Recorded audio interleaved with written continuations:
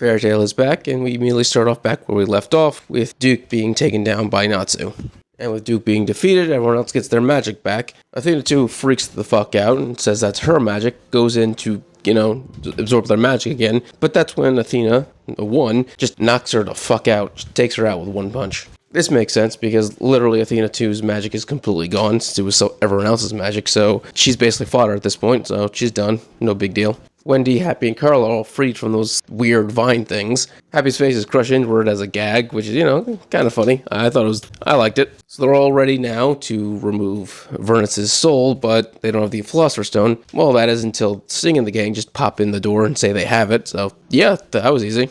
I'm not sure if Minerva used her spatial magic to teleport them there, or everything that we were witnessing was something that was happening like 20 minutes ago or a half hour in the past, because it doesn't make sense for them to be there already, because the old man had to have made the Philosopher's Stone, which would have taken, I don't know how long, but it should have been a significant amount of time, if not at least a day. So yeah, everything that we saw had to have happened prior to the invasion of the Golden Owl Guild. It's the only way that makes sense. As you can imagine, the fake Duke declares that the stone doesn't exist. There's no way they actually have it, but it doesn't matter. They go outside of the guild, and Wendy activates her magic and rips Vernus's soul from the building.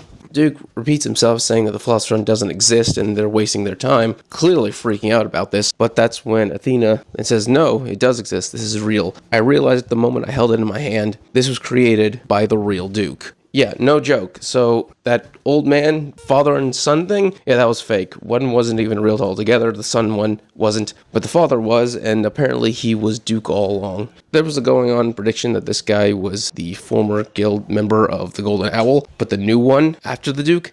Obviously, that theory was half correct. This is a master of the Golden Owl Guild. It just happens to be Duke himself. That also means that this man has been using alchemy to keep himself alive for over 100 years. Man is decrepit.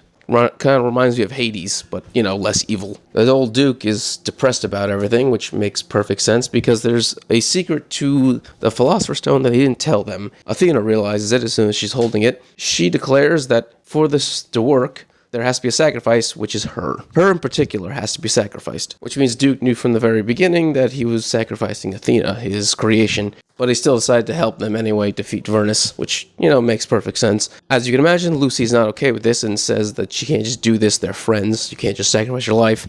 Athena says that's good enough, knowing that they see her as a friend, and she actually appreciates that greatly. And then she activates the Philosopher's Stone, and Vernus gets a body, and he looks like a giant sphinx dragon. And when I say he looks like a giant sphinx dragon, I mean he literally is just an Egyptian sphinx. The full body, everything about him is just a sphinx. Like, the only part of him that's dragon is the name. Yeah, so all four of the dragon slayers that are there are now freaking out about taking on the middle dragon god, because I'm guessing they all could sense his magical power now, and they realize they have no chance against him. They're gonna have to find his weakness like they did with the last couple of dragon gods. As for Lucy, she's currently just bawling her eyes out because, Athena just died in front of her. But yes, the next chapter will be Dragon Slayers versus a dragon god. Obviously, Wendy can enchant everyone else with Dragon Slayer magic, so they'll be able to fight him too. But once again, they're gonna have to find his weakness. There's no way in hell they're gonna be able to beat this guy otherwise. That was proven out when they fought literally every other dragon god, and it just didn't go their way at all. So I'm gonna guess for the first chapter,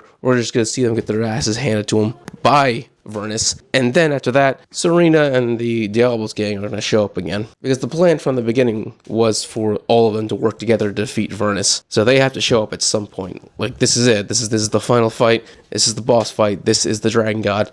If Diablos doesn't show up now, then I don't know where the hell they're going to be. Alright, if you enjoyed this video, please subscribe, give it a thumbs up so you can enjoy more Fairy Tail and other anime things. Thank you, and have a great day.